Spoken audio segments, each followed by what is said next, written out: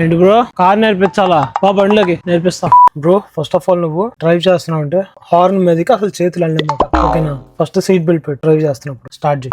Bro bro bro signal ఏ bro, right left సరిగ్గా signal వెనకమాల తెలుసుకోవాలిగా బ్రో. బాబు అప్పుడు బ్రో ఆడి గువ్వలోకి వెళ్తున్నావు, ఆడి బంపర్ నీకు కనబడాలి బ్రో డ్రైవ్ చేస్తున్నప్పుడు. ఎందుకు ఆడి గువ్వలోకి వెళ్ళి ఆగుతున్నావు? బ్రేక్ రూల్స్ బ్రో ఇవన్నీ.